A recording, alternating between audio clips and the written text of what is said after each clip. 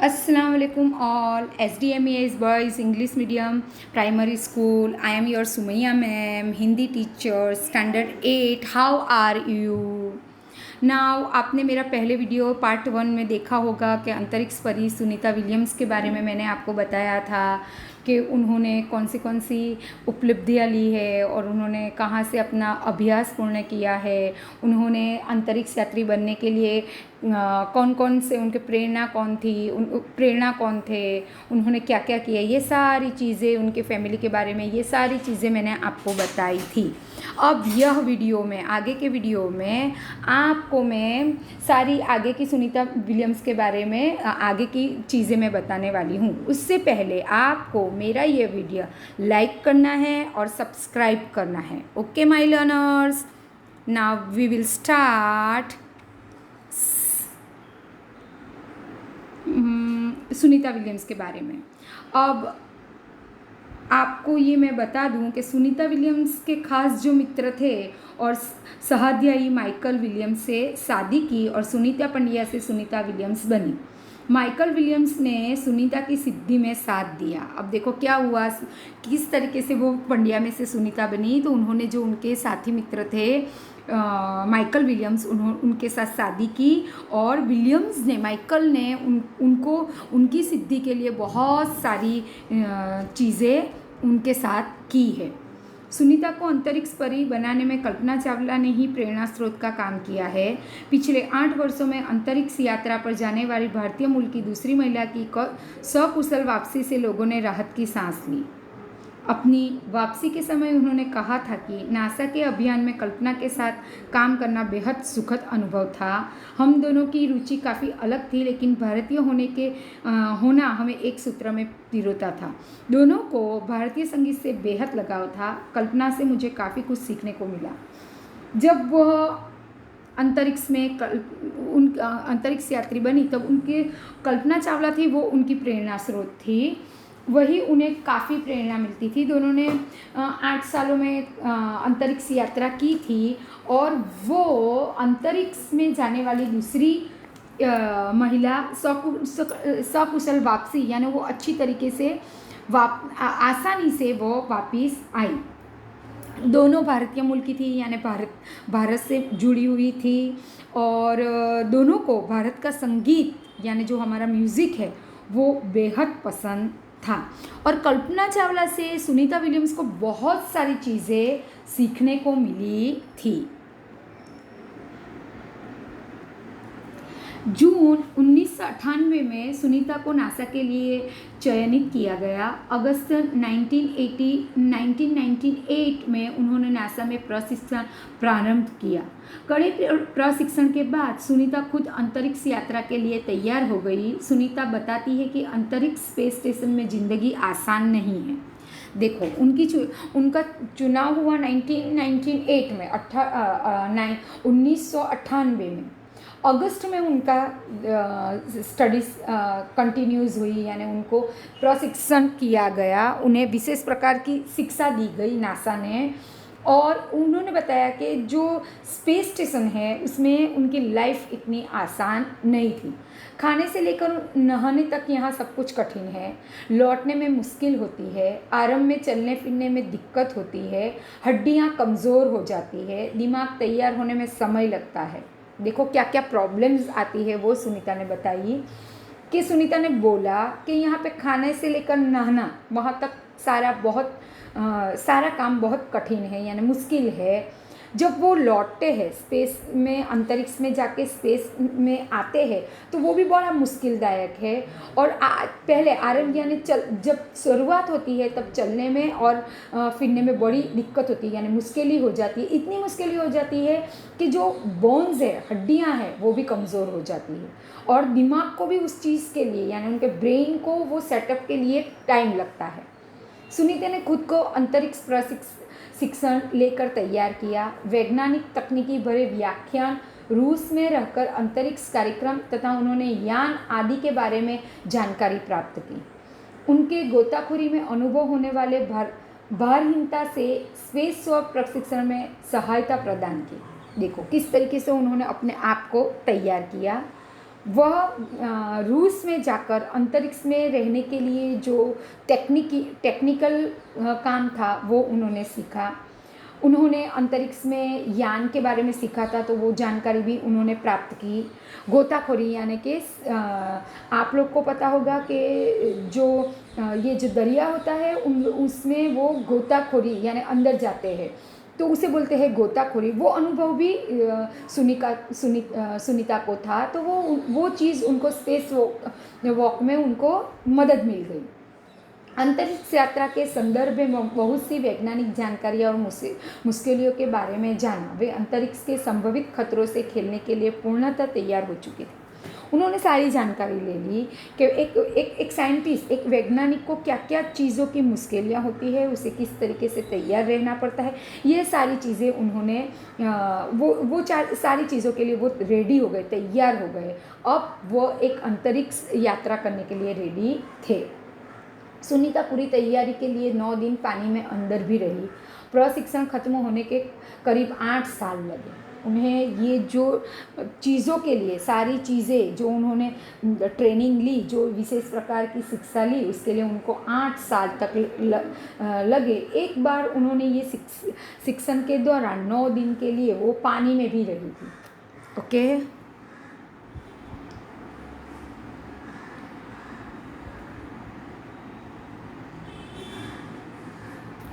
Discovery अभियान Florida में candy space centre में से फ्लाइट इंजीनियर के तौर पर डिस्कवरी मिशन में शामिल होने के बाद 10 दिसंबर 2007 अटलांटिस अंतरिक्ष यान से सुनीता स्पेस स्टेशन पहुंची। देखो शुरुआत कहाँ से हुई। दिसंबर 10 को 2007 में जो अंतरिक्ष यान एटलांटिस था उसमें बैठकर सुनीता स्पेस स्टेशन गए। 17 दिसंबर को अंतरिक्ष में चहलकदमी यानी कि चलना बराबर वो उन्होंने किया। किस दिन किया? 17 दिसंबर को।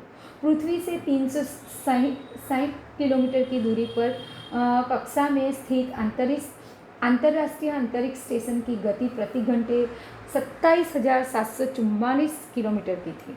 यह अड्डा प्रतिदिन पृथ्वी के 15.7 चक्कर काटता था। देखो क्या हुआ कि वो कितनी दूर थी पृथ्वी से, हमारी दुनिया से कितनी दूर थी, तो 360 किलोमीटर वो दूर थी इंटरनेशनल अंतरिक्ष स्टेशन में अंतर्राष्ट्रीय वो, और वो 27,744 किलोमीटर था, जो एक दिन में पृथ्वी यानी जो हमारी अर्थ है वो 15.7 चक्कर काटता था। अर्थात सुनीता ने पृथ्वी के 2967 चक्कर अपने अंतरिक्ष प्रवास में लगाए। यानी उसका मीनिंग्स होता है कि सुनीता ने 2967 चक्कर अपने पृथ्वी जो अपनी अर्थ है उसके लगाए।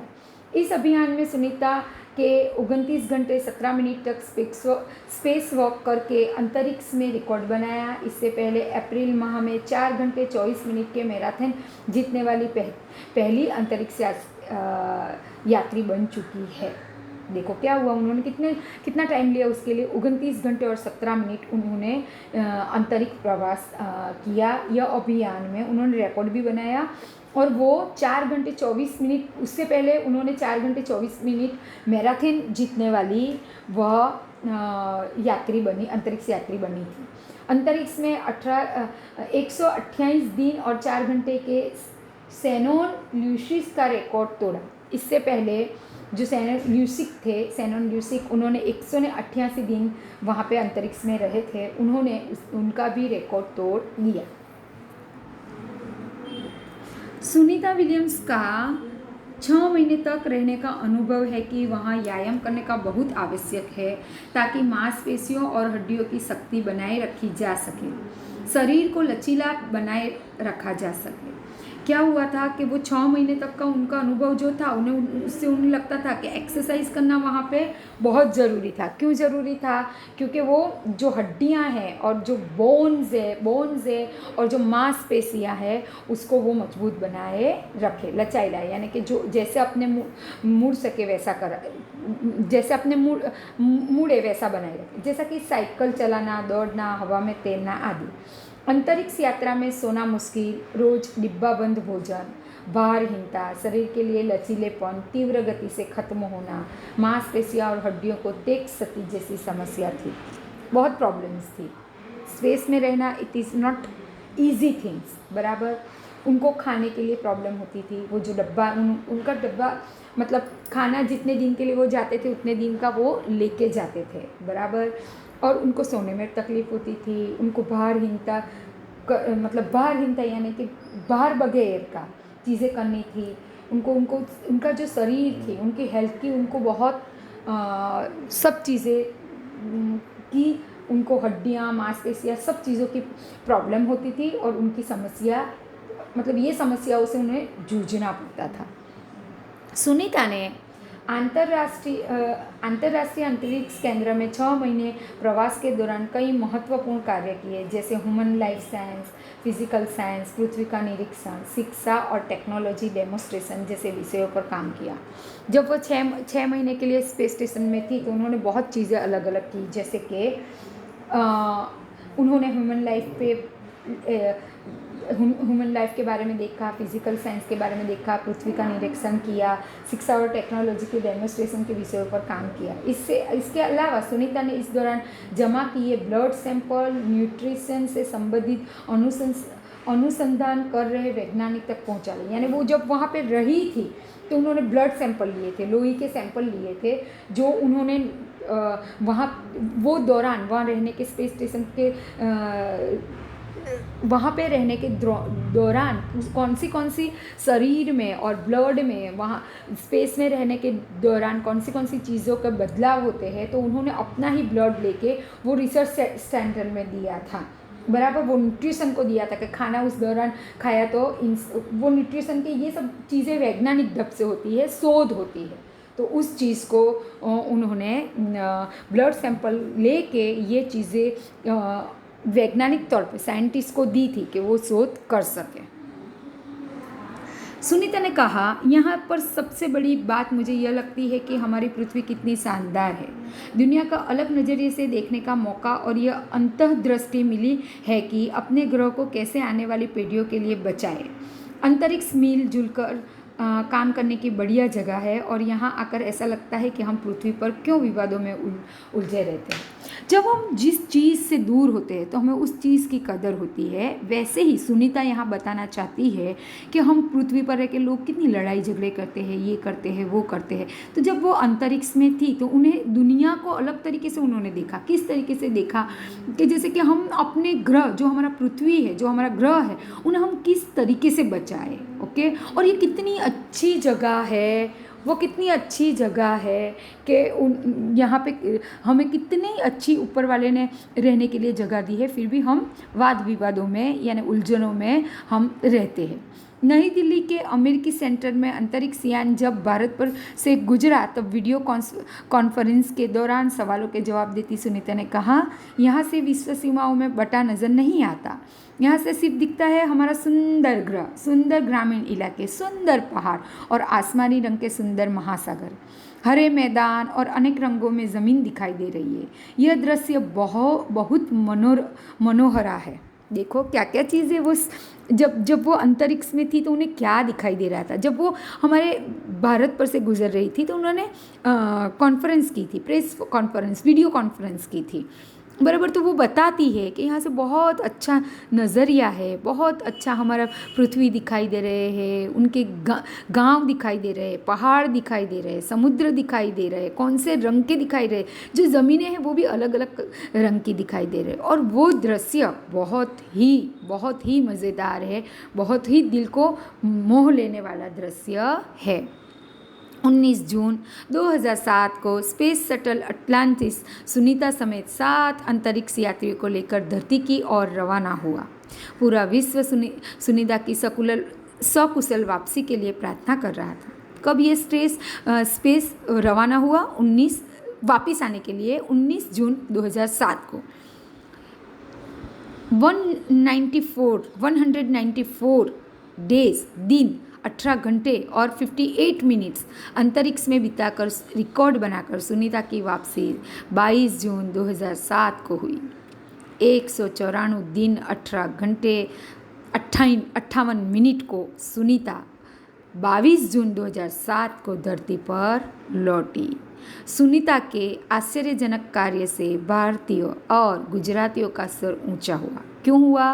क्योंकि वो भारतीय मूल की थी, गुजराती थी, सबको उन पे प्राउड हुआ। हम कह सकते हैं कि यदि नारी को सर्वोच्च स्थान पर बिठाना है तो सुनीता की तरह साहसी और महत्वाकांक्षी बनना होगा। कोई भी चीज़, कोई भी लक्ष्य को प्राप्त करने के लिए हमें कड़ी मेहनत करनी पड़ती है। जैसे कि यहाँ पे एक स्त्री ने बहुत मेहनत की, सुनीता ने, एक वो नारी थी, एक महिला थी, उन्होंने अपना लक्ष्य प्राप्त करने के लिए बहुत ही मेहनत की। और अगर कोई भी स्त्री को, कोई भी महिला को अगर अपना लक्ष्य प्राप्त करना है तो सुनीता की तरह ही उन्हें साहसी और महत्वाकांक्षी बनना होगा। सुनीता एक बेहतरीन महिला है जो अपने लक्ष्य को प्राप्त करने के लिए कड़ी मेहनत करती है। हम भी महिला होकर, एक लड़की होकर, एक स्त्री होकर हमें भी बहुत, अगर हमारा कुछ लक्ष्य है तो उसे प्राप्त करने के लिए हमें कड़ी मेहनत करनी चाहिए। चाहे कोई भी हो, स्त्री हो या पुरुष हो, उन्हें अपना लक्ष्य प्राप्त करने के लिए बहुत मेहनत करनी चाहिए। स्टूडेंट, यहाँ मैंने आपको सुनीता विलियम्स के बारे में सारी चीज़ें बताई है। बहुत अच्छी अच्छी चीज़ें थी। वो कब स्पेस स्टेशन में लेके उन्होंने कितनी कितनी उपलब्धियाँ प्राप्त की सुनीता ने, वो सारी चीज़ें यहाँ बताई गई है। वह सारी चीज़ें बहुत अच्छी तरीके से बताई गई है। ओके, कि सुनीता ने किस तरीके से अपने लक्ष्य को प्राप्त करने के लिए उनका जन्म, उनका बचपन, उन्होंने किस तरीके से आर्मस्ट्रॉन्ग्स की वो प्रेरणा बनी, वो कैसे शिक्षित हुई, कहाँ से उन्होंने अपना एजुकेशन कंप्लीट करा, वो अंतरिक्ष में जाने का सपना उनका क्या था, वो किस तरीके से पंड्या से विलियम्स बनी, अंतरिक्ष स्पेस स्टेशन में कब गई, कब लौटी, उन्होंने कौन से कार्य किए, अंतरिक्ष यात्रा के दौरान उन्हें कौन कौन सी समस्या हुई, अंतरिक्ष पर से पृथ्वी, हमारा जो ग्रह है, वो कैसा लग रहा था, वो कब वापस आई, स्पेस स्टेशन से कब वापस आई, अहमदाबाद आई थी तो उनका भव्य स्वागत हुआ था, किस तरीके से हुआ था। यह सारी चीज़ें यह चैप्टर में मैंने आपको समझाई है। आई होप आप सब को यह समझ में आया होगा और आपको भी कुछ प्रेरणा मिली होगी। और आप सबको यह बताते हुए मुझे बहुत अच्छा लग रहा है कि हमें भी ऐसा ही लक्ष्य अपने जीवन में रखना चाहिए। Thank you very much. आपको यह मेरा वीडियो कैसा लगा? आपको लाइक करना है, कमेंट करना है और आपको सब्सक्राइब करना है। Thank you very much my students, my learner. अल्लाह हाफिज़।